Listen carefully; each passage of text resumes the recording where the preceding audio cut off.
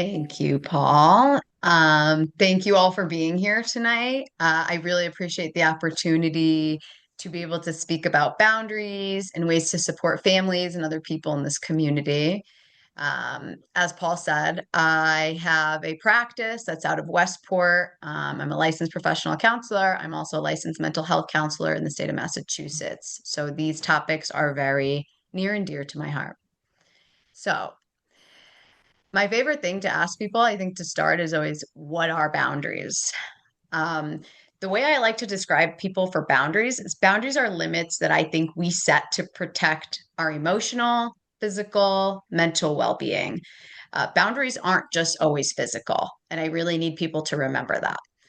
They clarify what you're responsible for, but also what you are not responsible for.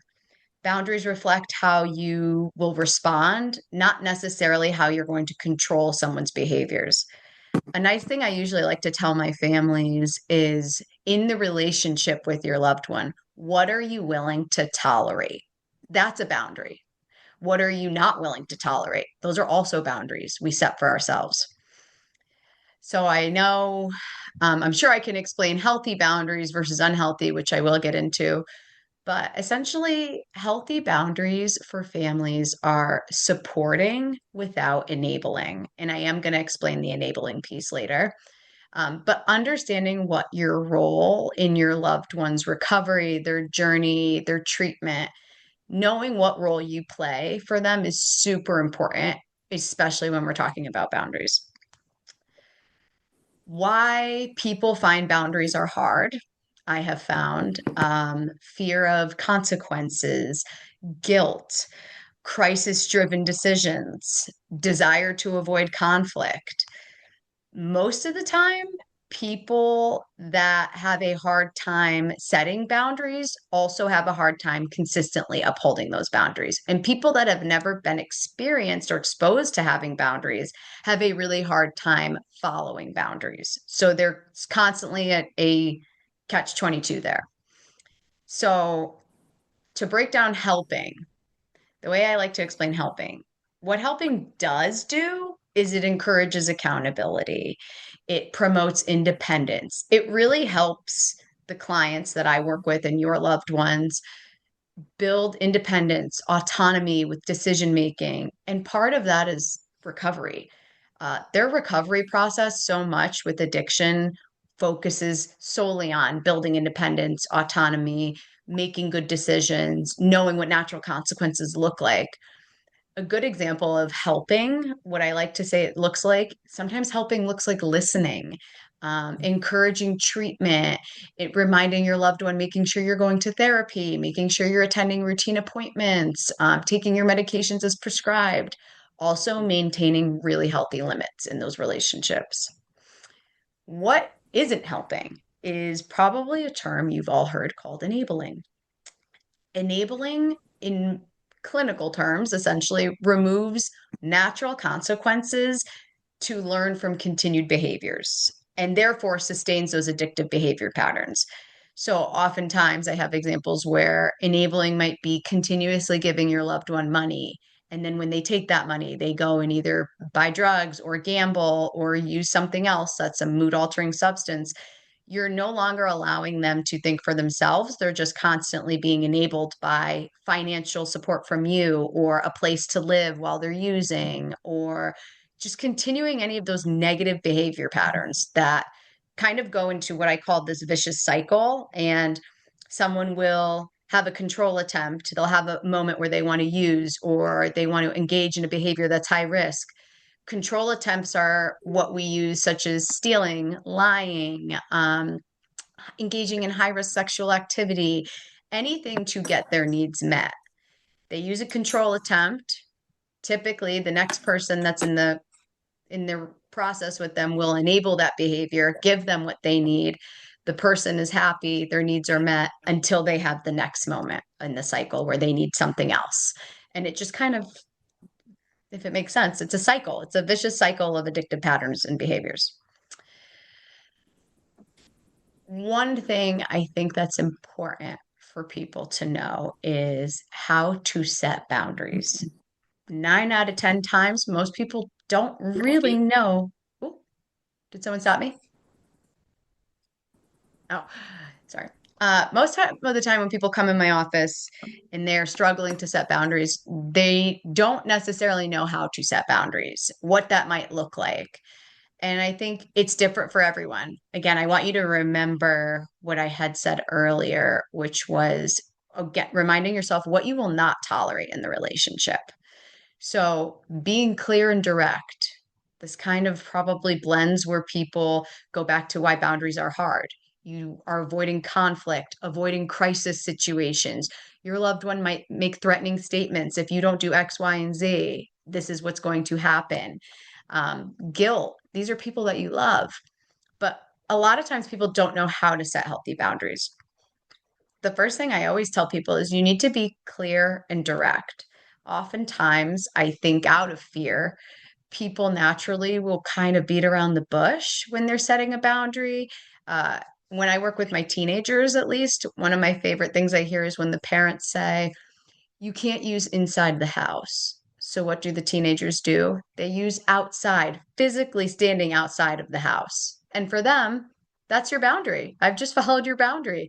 And then the parents come back and say, well, I told them they can't use in the house. And I said, correct. But they found a loophole and they're standing outside in your driveway getting high because that's what they were told. So being clear, being direct, but starting with one to two small things that you wouldn't want out of their behavior. So instead of saying, I don't want you to get high inside of the house, it could be as simple as, while you are living in this house, we will not condone substance use. That's kind of more a whole blanket statement for you to cover so they know no substance use is allowed in this house. I now could that be what you do down the street, downtown, somewhere else? Different story. But if you're choosing your boundary is no substances in the house, you need to be really clear about what that looks like. If they're living there, if they come over for an hour, if they're coming over for dinner. So starting small, one to two things that you will not tolerate.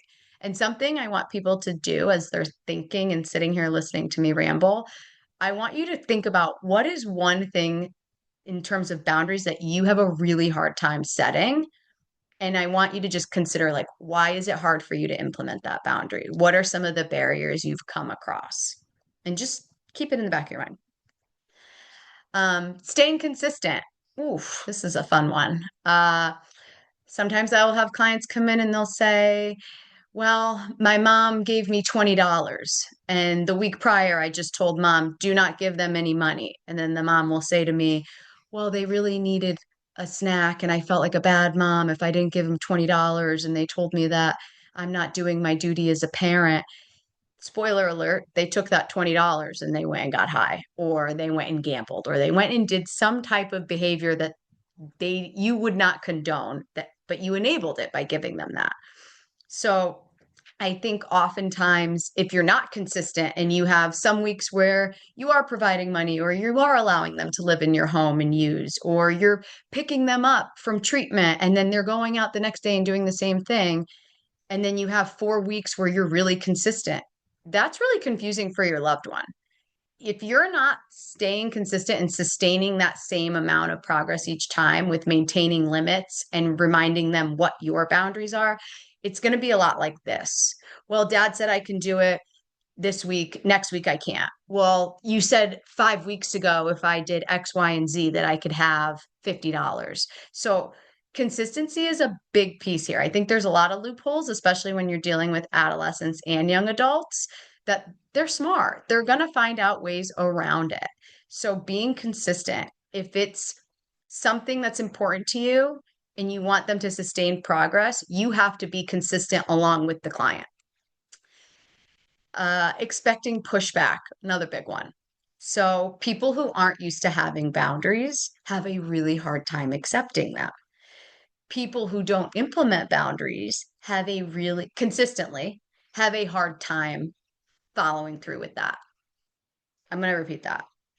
People who aren't used to having boundaries are always going to have a hard time accepting them.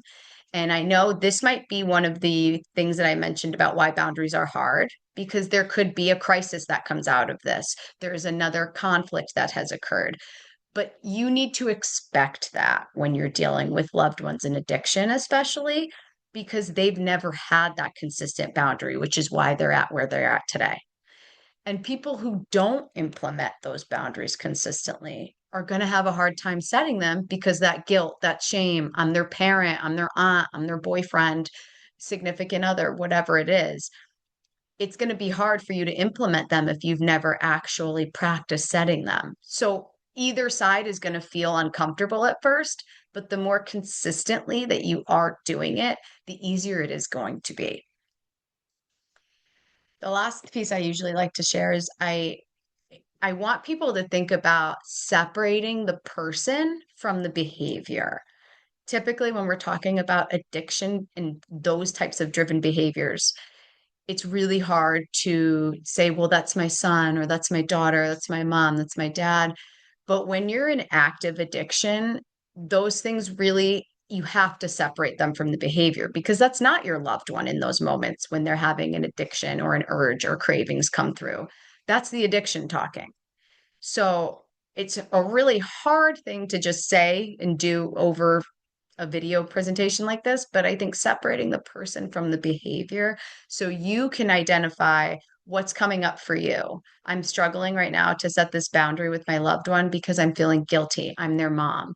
Yes, but your son is actively using or emotionally abusing you or other people in the house. That behavior, regardless of who it is, should not be tolerated. I hope that makes sense. Some thoughts about some scripts that I've given you that I thought would be helpful. I love you and I will not give you money. 90% of my clients hate this.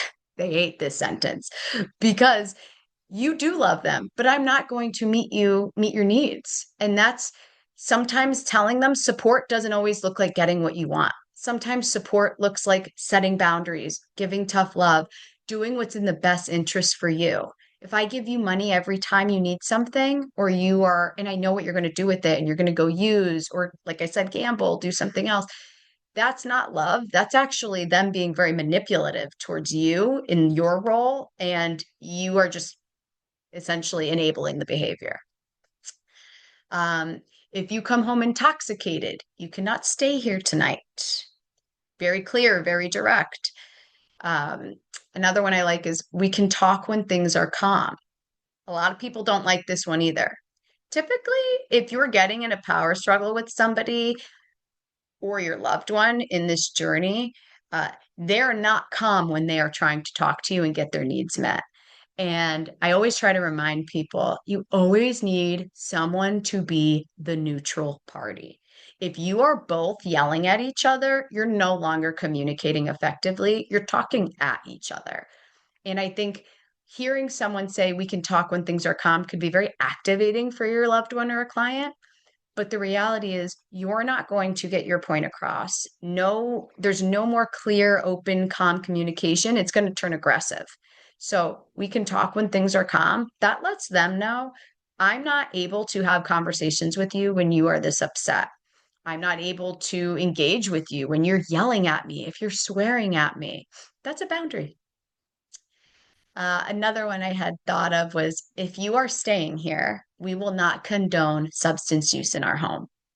Going back to the example where I had mentioned, my teenagers will say, well, I didn't get high in the house, I got high in the garage. It's like, well, let's make it even more general. If you are staying here, we will not condone substance use in our home. That's very clear and direct of you cannot use while you are here. If you choose to do that, you will not be able to stay here. Huh. Oftentimes, I like to ask parents when I say these things to them in a session, what comes up for you when you say that? And it goes back to what we talked about, like, oh, I feel so guilty if I tell them they can't stay here. But are you going to feel worse letting them stay there and using, or are you going to feel better knowing that you're giving them the ability to have natural consequences and then learn from those natural consequences, learn how to make informed decision making, be independent instead of constantly giving into their needs. Parents, especially oftentimes, um, I think have a really hard time accepting that your child might be mad at you, your loved one might be upset.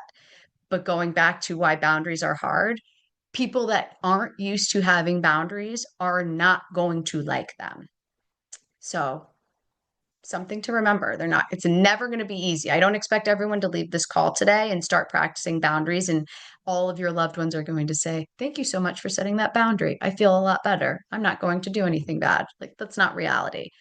But if you're consistently telling them the same message, it's going to be more difficult for them to cross your boundaries. And thus, it's making you more emotionally resilient, developing your own inner strengths, and you're learning to be a solid foundation for your loved one versus that enabling behavior pattern. There is something called the family boundary plan. I'd like to explain as identifying what your boundary is. So if you remember a few minutes ago, I had asked, I want you to think about just a boundary that you feel like is constantly broke, that's not consistent, but that's important to you. So I always tell families start with what your boundary is. And one, I'll use the example would be uh, physical aggression. We will not tolerate physical aggression in the house. That's your boundary. I do not like physical aggression. I do not like yelling. I do not appreciate, attacking one another's character. Why it matters. It matters because and now I'm just speaking from my own experience, right? In our household, if you're not having a calm communication with one another and things are actively getting more worse and you're getting more activated while we're talking and you're getting upset and then you're starting to get aggressive, whether it's verbally and then it ends up physically, it's no longer a safe space for us to talk in. It matters because the people in your household are going to follow your lead and there needs to be some neutral party there, and it matters because it's important to you. Consequence if that boundary is broken. Oftentimes I've had people say if they get physically aggressive, natural consequence is we're going to have to call the police, or you're not going to be able to stay here any longer. You will not be able to be here by yourself due to fear of what they might do to themselves, what they might do to someone else. Another consequence, though, that might come is you might feel shame, guilt, that crisis that I mentioned. A crisis could arise out of that. But if you're setting a boundary of you cannot come in the house and act with physical aggression, the other person should know what to expect. Natural consequences will come as a result. Family support strategies I like to explain to people are what can your family and you do as a whole? So we could check in with one another before this person, and I'm just using the example of physical aggression in the house. We can check in with one another. If I notice you're getting heightened and I'm getting heightened, maybe we have to take 5 minutes and then come back to it. Maybe it's that we can't have this conversation until you're sober.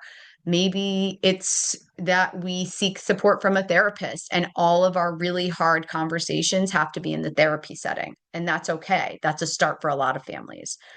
Another family support strategy could be having having a plan of if we're having something come up that's going to be difficult and we know you're going to come to the house. Maybe the plan is we don't meet at the house for these conversations. Maybe it's that we meet in a public setting. Maybe it's that like I said, go to the therapist office. You want to make sure, especially with families and addiction, that everybody is on the same page in terms of support. It could be that when you're having hard conversations, you don't have your children in the home. I've had a lot of couples with addiction come in with children in the home and they're having these massive blowouts. And I think the family support strategy there is we're not going to have those conversations when we're in the house with our kids and things are getting intensely worse. We're going to save that. We're going to make sure we're monitoring our own boundaries for ourselves, but also for the people that are in our home. I think one other big thing that comes up when I think of boundaries is I feel like a lot of people have a hard time accepting once they've practiced setting boundaries. And it's usually the client or your loved one that has a really hard time accepting it. I've often heard people say empty threats. So if you don't do this, I'm never speaking to you again. If you do this, you're the worst parent in the world. You were never a good mom. I've heard it all.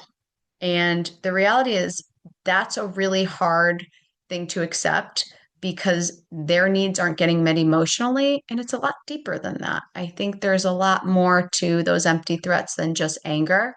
I always like to explain to people the iceberg example. Icebergs are thousands of feet below the sea level. And at the tip of the iceberg is anger. Anger is a secondary emotion. Typically, underneath anger, people feel hurt, frustration, needing to be loved, longing for connection, belonging. So it's always something deeper than just anger and what's on the surface. So going back to how people respond to boundaries, it's also really important to take a second to think, why is this response coming up? And that it's not really about what's being spoken in that moment. It's that there's a way deeper level of hurt. And typically that's why loved ones are using. That's why we're all here. We have someone that's in some form of addiction. So it's hard, again, going back to that separating the person from the behavior, but I think it's really important to remember those behaviors and the person doing the behavior have to be separated because when you're in active addiction, you're not thinking, oh, this is my mom. You're thinking, this is the next person that's going to get my needs met. And I think that's a really hard line for a lot of people to tolerate. Um, Boundaries also create safety, stability, consistency, which I think, and I've seen in my experience, bring change in a healthy environment. Families that I do see that start to practice boundaries. I mean, even a simple one of curfew, my favorite one I see in teenagers. Can you please be home at 11? My teenagers will call and say, it's 11. Can I stay till 11:05? What about 11:15? What about 11:20? It's 11. And eventually, slowly over time, I'll start to see that they'll come home at 11 every night and they don't test it. And that's because they've been shown consistently, I'm going to still say 11. It's not going to change. And over time, when you've built trust and you've started to show and demonstrate responsibility, we can talk about tweaking your curfew. It's simple terms. That's what boundaries do for us. They create safety, they create a sense of control for you in your own environment and that stability that a lot of families probably need but don't have. Um, any last minute thoughts I might have? I know I just spoke for 30 minutes straight. Mm, I think that's my thoughts on boundaries today. I want to obviously leave time for questions, but Paul, if you'd like me to keep talking, I could. No, Oh, this yeah. was great. This is just similar to other pathway sessions. And once the first person asks a question, then there's a stream of questions after. Maybe it's the best if people just unmute themselves, and then you can see that, right, Jackie? I wanted to leave enough time because sometimes people have questions and like you said, it dives into something else. But anything that stood out or something you don't agree with or something you're like, I've tried that, it doesn't work, feel free. I've heard it all.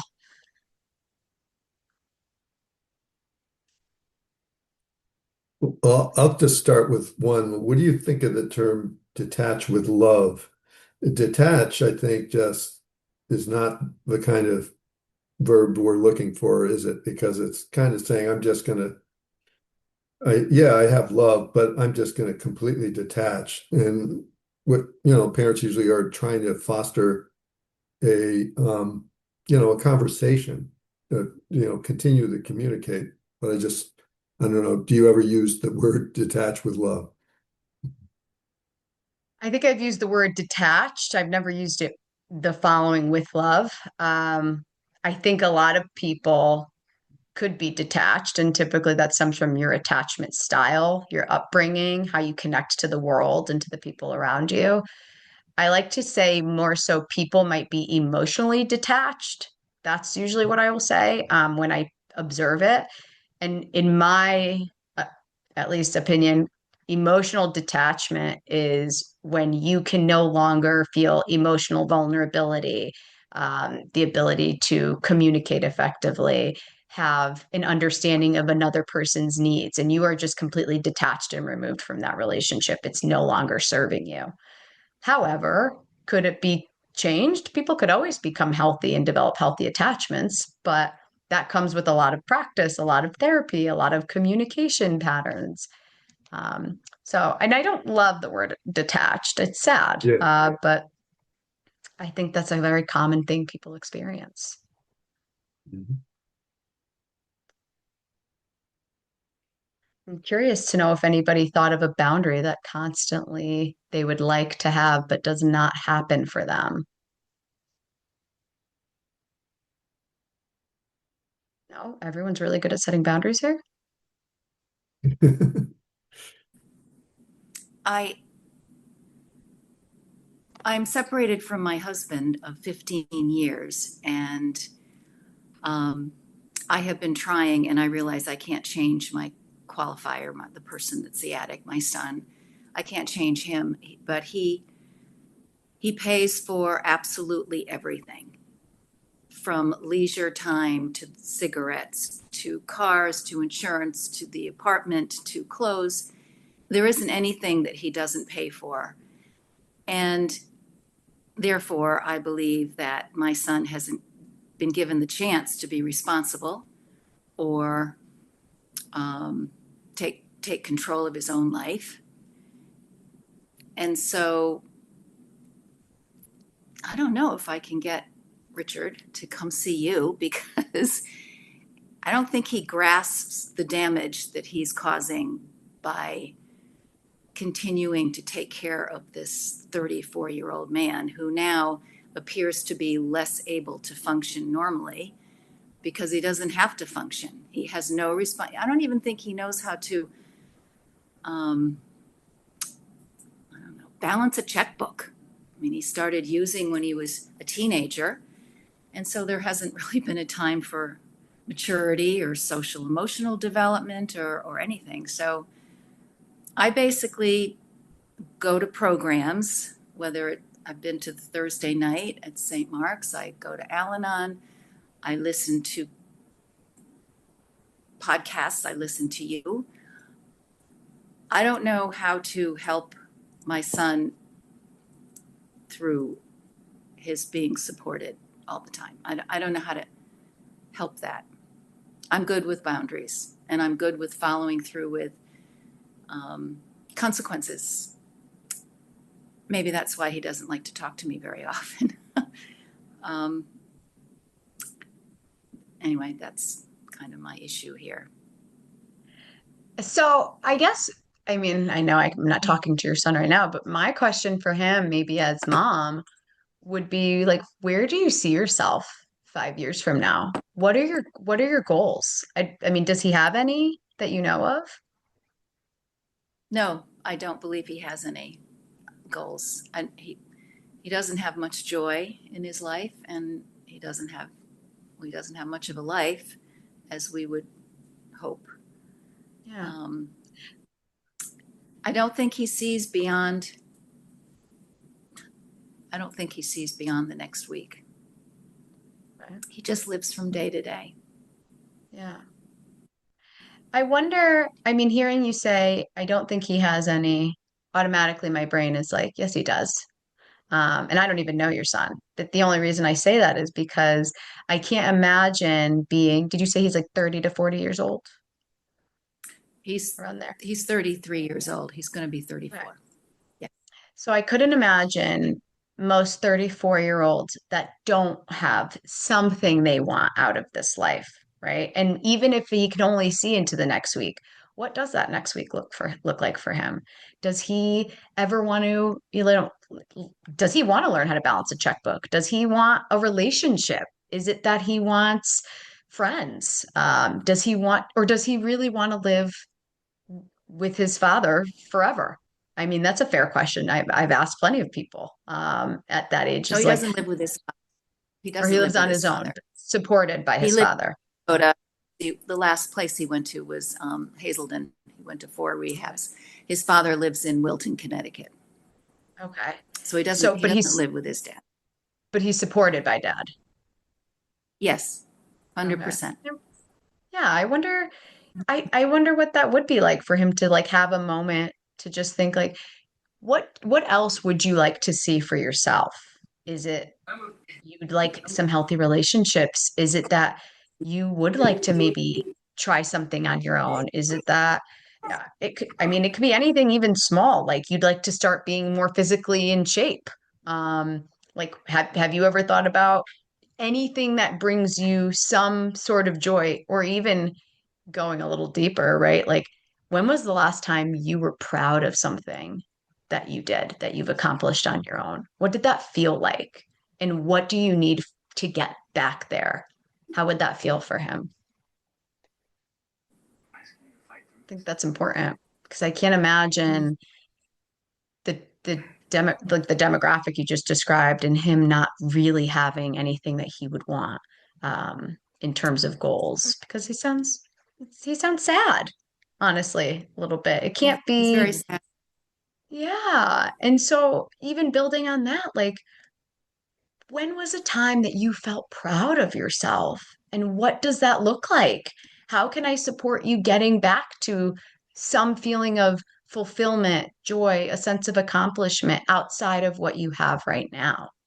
Because 33, that's young. I mean, he's got his Mm. whole life ahead of him. And I imagine having everything done by his father, by your ex-husband, I think, it does take away that independence and autonomy. What is that going to look like if dad, and I say this lovingly, like when dad's not here anymore, then what? Mm. But he does have goals. I can promise you that. He might not say them to you, but everyone has something they want. But it sounds like he feels like he can't achieve it. So he's kind of just stagnant. Dad's doing everything for him. Why would he try and reach for those goals? Everything's being handed to me.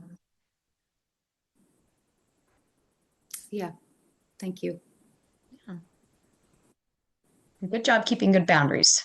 I love to hear that.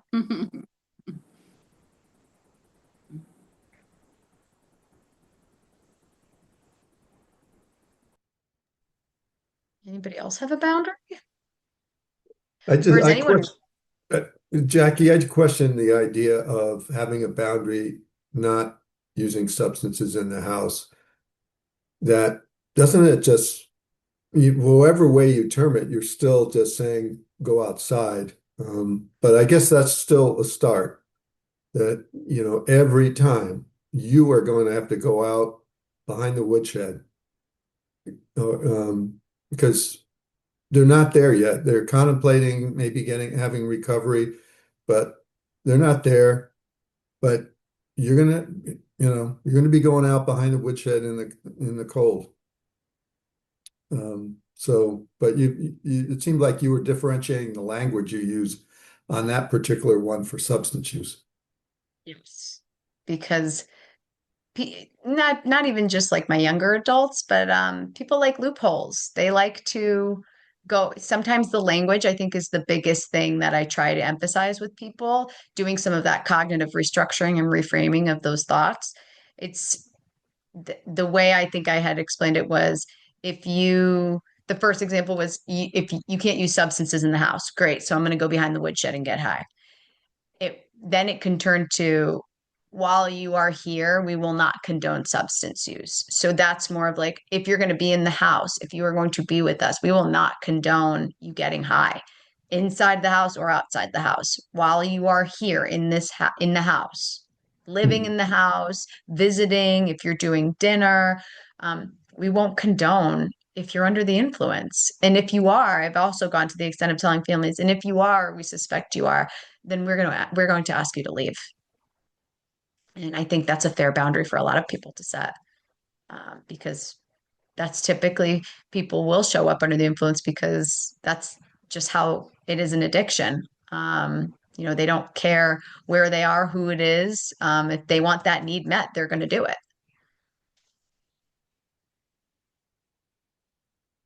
Thanks. Is anybody really good at setting boundaries here that want to share an example?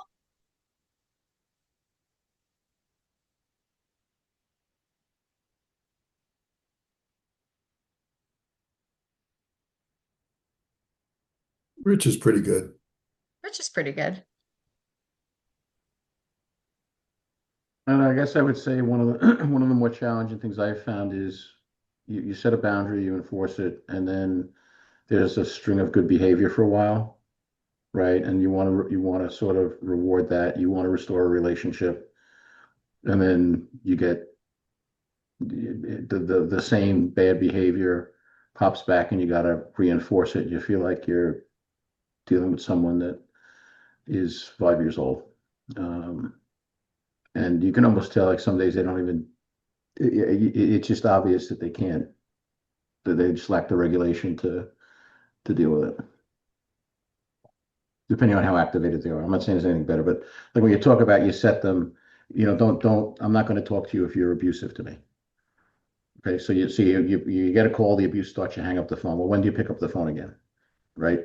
At some point you will, and then you just got to figure out when that is. But it's better, it's certainly better than being abused time after time, for sure. But that to me is where the sort of the application, and you wind up with your advanced degree in getting your head kicked in boundaries.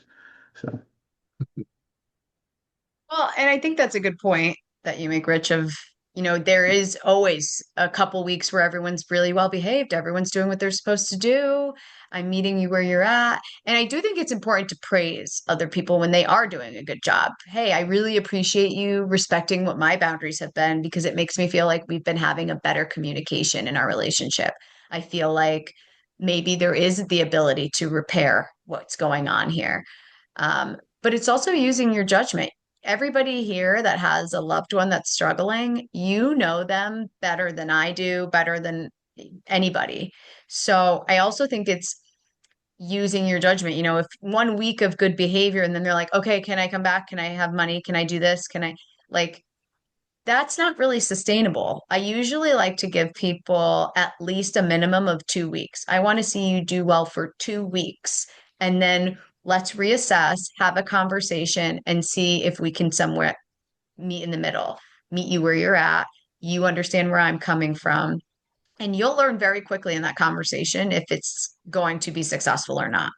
Because if after 2 weeks somebody is right back screaming at you, okay, so maybe you're not ready to do the work yet. And that's okay. That's them letting you know I'm not there yet. Okay, we're going to try again. I'm not going to tolerate that. They're going to kick and scream and moan, and then another 2 weeks will go by. But consistently showing up and having that boundary is what's going to get you progress. And I think part of probably why you're having success is because you've been upholding those boundaries. Doesn't mean that they're always going to consistently stay like that. But I think if you can control what you're doing in those situations, that's modeling that behavior for the other person, which I think is helpful. well, to your point about I can't control their behavior, right? Just because they decide to take a run at it again doesn't mean I haven't set the boundary. It just means they're trying to work around it again. Right. But you consistently controlling yourself. Remember earlier I said, like, someone always has to be a neutral party. If you're not the neutral party and the other person's not neutral, then it's not going to be effective. But if Right. they see every time they come back to you and you're saying the same message and you're not changing that tune, eventually they will get tired of it. It could take months, but Right. remember, people that aren't used to having boundaries don't like them. They don't respect them, and they will try to manipulate those situations. But I think the only thing you can do is control your behavior, your response, and how you uphold those boundaries in your household. So you don't get a degree in getting kicked in the face and whatever you mentioned.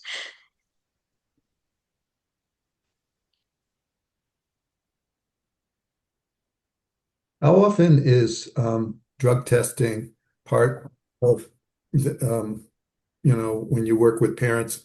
It seems like drug testing can be important because there's always the manipulation where maybe I just had one drink or No, that's just the smell of weed from my friends. I wasn't doing anything. So you get into like, were you really using or not? And isn't drug testing a good way to prevent that? This is a tricky one. I often try to tell parents, I do not want you to be the ones drug testing them because you have now just created a precedent that it's just a tough line to walk because now you're almost acting like a provider and no longer a parent role. So I do think those roles can get blurred when parents are like, well, I'm going to drug test my daughter or my son.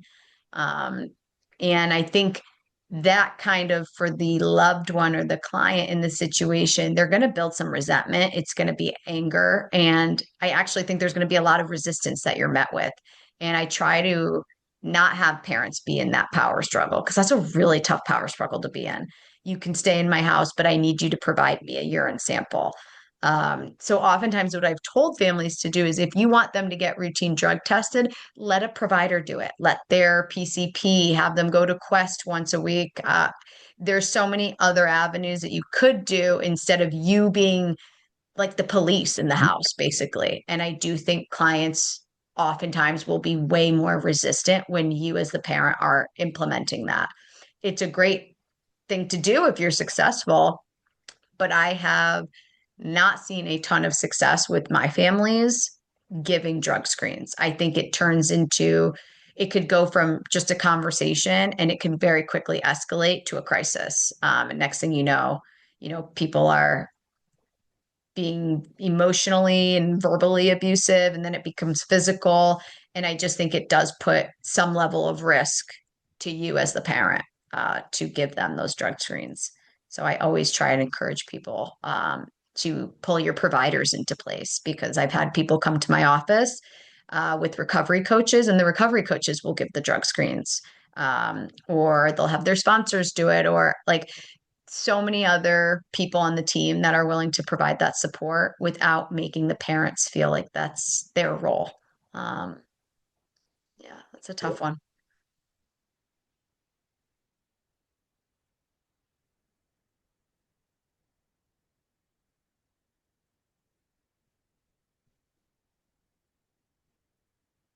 Mm. If it becomes down to, uh, I'll share something, Paul. I have yeah, a situation with my daughter where we have set a boundary that there's to be no THC usage in our house. And, we regularly come into contact with situations where she has like THC vapes and, we take them, we confiscate them, we throw them away. She has another sort of in addition to having the THC thrown away, which I guess she spent her money on, we also have another consequence for her about like privileges being taken away. But then like I feel like just more emerge. It's like the whack-a-mole game, and I just don't know where it ends. And she has a recovery coach and she gets testing. And there are times where her THC usage is less and um, she's able to sort of maintain that, but it's never for long. And I know it's important to maintain the boundary because also I don't want THC usage in my household and I'm entitled to that, but I just don't know how much good it's doing. Oh, that's a fun one, actually. Mhm. So what happens in this type of situation, right? Especially because you keep finding more. Sometimes where I've found this happening is the kids don't get they're not using less, they're just getting better at hiding it. And then you're Yeah. finding it in all these places. So I do think there's some level of you can only consequence someone so many times, right? So like, okay, we found your sixth vape in your room. Now you've lost your phone for a week. You can't see your boyfriend this weekend and you can't drive and she didn't Mhm. even after the first one she stopped listening. She's like, Mhm. okay, well, you just took away half my life, so I'm just going to go keep doing it and I'm going to get sneakier with it. So sometimes in those situations, I've told parents when you find them, I don't think it's necessary to bring every single time you're finding it up because if you just take it, throw it away, they're going to know it. And I'm using this specifically with THC vapes because they're so common with my kids. Mhm. And the carts are everywhere. But Mhm. oftentimes, I tell parents when you find it, you don't have to go. And I'm not saying you do this, but I have parents that will be like, this is another one we found. It's another week off your allowance. And it's like, I don't even think they cared when you said that. I Mhm. think all they Mhm. heard was, I'm grounded till I'm 50 years old. So at this Right. point, why am I going to keep trying to hide it or Mhm. be when you're just going to keep consequencing me? So sometimes I think, and I don't know how old your daughter is by any chance. She's 17. Oh, yeah, fun age. So sometimes with Mhm. that age group, I like to tell my kids, like, okay, if you've lost driving for a week, can you at least see we're after 7 days? If you could go 7 days, do you think Mhm. that's realistic? And most of the time in teenage world, 7 days feels like a lot, but it's doable versus giving them a list of all the things that they need to do to earn Mhm. back trust. And I think part of those power struggles, right, instead of you every time you find it confronting her, having the same conversation, it's tedious for you and it's tedious for her. Sometimes I would just say throw them out. I wouldn't even bring it up every time. And her results, if she's getting tested, will speak to that. I've Yeah. also seen when there's a decrease in drug testing, there's also a decrease in the THC levels because kids aren't going to be using as much to sneak it. It's anxiety provoking as well. So, like, you're constantly sneaking this behavior and it's driven by anxiety. So, you are going to naturally want to use more and more and more, which doesn't make sense always, obviously, but there's Mhm. almost like they built this a little bit of trust. I've noticed when like kids will go 2 weeks, they'll be like, my mom didn't test me this week. I'm like, Mhm. why do you think that is? And they'll say, I don't know. But like, should I say something? And I'll be like, no, maybe you should give it a week. Maybe you're starting to earn trust. Like, what has been different in the house? Have you been going to school every day? Have you been upholding some of the boundaries in the house? And usually those levels will go down. Not always, but I do think sometimes like almost doing it not so routine based. I don't know if your daughter gets it like every week, but I've learned over time and from my own experience, kids know when to expect those tests. So sometimes the more sporadic you are, or the less engaging of those power struggles of I found this, here's a natural consequence. Mhm. Sometimes I do think there's value in I found it. I'm gonna throw it out and I'm not even gonna engage in it with you because I want to see one, will you come to me? Or two, are you noticing that if me continuously going to you every time is actually making it harder for us to communicate? Will that soften some of your resistance? Mhm. Okay, thank If you. that makes Mhm. sense. Yeah. 'Cause I've had a kid that had a shoebox full of carts that we Mhm. eventually found, and he's like, "Well, I just started saving them," and I was like, "Okay, so like instead of showing him every time and telling him that you bad boy, you're in trouble," he's like, "I don't care." But then they stopped doing it, and he was like, "Why do you think they did that?" It almost makes them question, like, "Why isn't my mom mad at me? Why doesn't she want to like yell at me?" And it instills like a little bit of self-reflection, which I do think is important. Mhm. Okay, thank you. Mhm. Oh,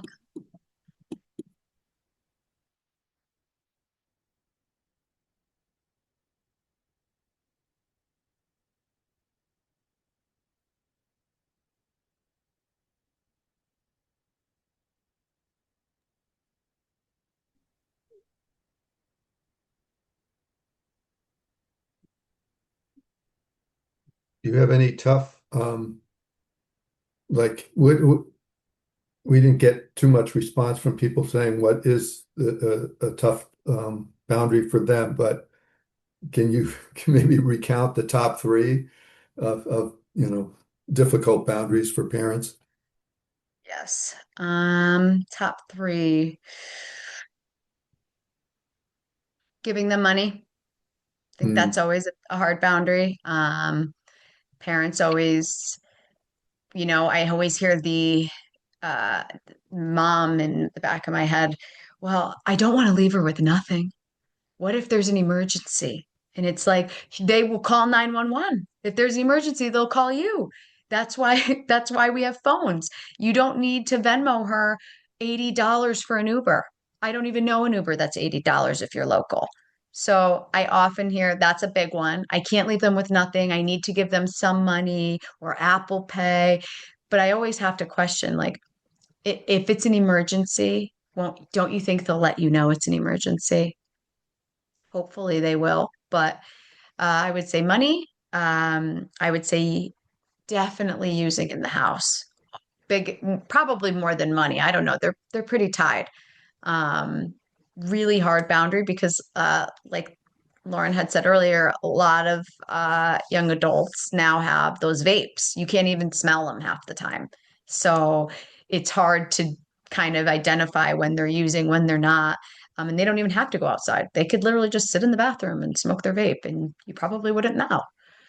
So I would say using substances in the house. And I think the last one would probably be um, physical boundaries. I think that's a really hard one for people to follow because, it's you want to maintain safety at all times, but once physical boundaries are crossed, I think there is a safety component and scary. And most of the time, people don't want to deal with that crisis or the conflict. So they might allow some of that emotional verbal abuse to happen. And then later on, what did it turn into months down the road? Then it becomes physical, then it becomes property destruction. And those are all self destructive forms of behavior. But I do think that's a really hard boundary to uphold, especially when the person doing those types of physical aggressive behaviors is probably scary. I mean, I have plenty of people I've seen that I would never, I would back down immediately if they said something scary because it's unpredictable. So I would say those are the top three boundaries I think people struggle with the most. I can't say those are the only ones, but even like Rich's point earlier, people that will say, okay, I'll do good for 2 weeks. And then they're calling you and calling you and calling you. And it's incessant. And you're not really sure, like, are they calling me to be nice? Are they calling me to be abusive? So I always think that line of aggression is definitely a big boundary that people struggle with. I liked your point about being the neutral party, trying to and maintaining that boundary consistently is being the neutral party. Yeah. Therapy 101. I don't know how many people have done family sessions, but I'm always the neutral party. I always have to stay neutral. But when one person is arguing and yelling, and then the other person, it's really easy to get caught up and start yelling back. But now two people are fully activated, screaming at each other. No one is getting their point across. And now that person can't depend on you to be the neutral party. Now they're activated and you're activated. So you're no longer a safe space for them. Mm. And I think that's a big piece that people have to remember. It's really hard to stay neutral, but sometimes when people are that angry and projecting onto you, not sometimes, most of the time, they do project anger because you are a safe person for them. There is a safe space and they do feel some sense of security. And I know that's probably very counterproductive to hear, but oftentimes I will tell my parents, yes, they're yelling and they're cursing and they're screaming at you, but they probably don't normally do that outside of the home. They probably only direct that at the people they feel safest with and loved by the most. Mm. So giving them that neutral stance is actually teaching them naturally how to regulate. Because eventually, and I've had kids yell at me for hours. Well, not hours, that's a lie. They only have an hour, but yell. And after a while, it does teach them to regulate. If I just sit there, I let them have a moment, they cry. That's all a part of regulation. And I think it's really helpful to give somebody that ability without having to say anything Mm. and just telling them, like, I'm here, I hear you. That active listening plays a big role in that. Being able to say back to them what they've said to you. I think it's important. In your client base, is it Would you say THC is the most prevalent substance? Um, I would say THC and alcohol. They're both Mhm. pretty combined, and nicotine. Almost 90% of my clients come in with their nicotine vapes. And it's their space. They know not to, vape THC or drink in my office. I have a very firm boundary. If you do come in under the influence, I will ask you to leave. And you can explain to your parents why they had to pay me and you didn't get a session. So that is some accountability. And I always tell them, like, you're going to be the one that tells them. Um, but I do think THC, alcohol, in this age right now, a big thing that's happening is psychedelics. So I have a lot of kids that come in and try mushrooms, acid, but um, there's, I mean, those are the top usual ones that I see. And THC, I think, is becoming more predominant because of the fact that it's in a cartridge, it's in a vape. It's very accessible. All smoke shops will sell them to you. Um, Now, what's in it? I couldn't actually tell you because, Yeah. and I don't think my kids could tell you. So I would say those are definitely the top three. Are psychedelics being used at all because they are hearing that it may help them in their addiction or mental health issues by using psychedelics, or is it mostly with the younger kids, it's just recreational? Mm, I think it's recreational, but I mean, any substance use, it's an escape. Yeah. So typically the kids that are doing psychedelics come from a lot of trauma, a lot of deep-rooted childhood issues, things that they've experienced early on that they try to mask. And I think I offer EMDR. I think EMDR is really scary for people. So they'd much rather, it's way easier for me to just go get high and do some type of psychedelic than it is to actually do therapy, which my kids have told me. Why would I want to sit there and talk to someone about all of my trauma when I could just get high? Which is a very common thing I've heard.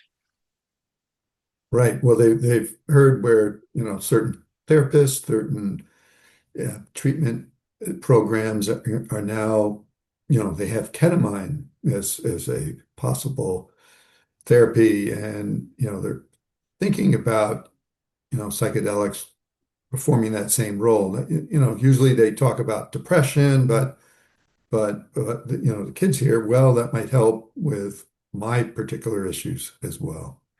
Right. Yeah. Big escape. Yeah. Okay. Well, are there any other questions? I mean, I know almost everybody, and they're usually pretty talkative, but I've been I put them through the ringer. We had an event on Sunday. We have our parent meeting tomorrow. So we're in a difficult time of year. Things are getting busy, so it's okay. This was very, very helpful. And so, Jackie, thanks for sharing your insights with us today. And I personally really appreciate it, and I know our parents do too. I have Thanks, one You. Paul. question if it's Yeah, please, okay. please, Sutton. Yeah, I know that "Detach with Love" is an Al-Anon slogan, and um, I believe what it means is sometimes you need to step back. You love your qualifier, if you will, but you need to step back, and I believe that that's what it means. Because sometimes when you're in the throes of abuse and you're overwhelming yourself by being the detective and checking the pockets and the backpack and checking to see if they're going where they said they were supposed to go. And none of that matters. And it doesn't really work. And it makes your life horrible. Uh, I just think that the detachment with love is a good thing because you do sometimes have to put yourself out of the chaos um, as you're trying to instill everything wonderful for them and therapies and boundaries and consequences. So I think that helps the person I think that helps the parent or the sibling or the friend that's not the addict. What do you think? Yeah. Very Um, beautifully said. That makes a lot more sense than I think how I at first heard it. I just think people get scared when they hear the word detached, right? They're like, something's wrong with mhm. me. I'm not normal. Yeah. But I love the way you said it, detached with love, because it's like I think I said earlier, you're trying to separate the person that you know from the behavior and also separating yourself from getting sucked into all of that chaos. Mhm. So Mhm. I love that. Yeah, Yeah. that was very nicely said. Okay. Oh, thank you. Yeah, it makes a Yeah, lot more thank sense now to me that I Mhm. heard it that way. Okay. Right. thanks, Satsi, and thank you, Jackie. This was really helpful. And I hope everybody has a relatively good holiday season.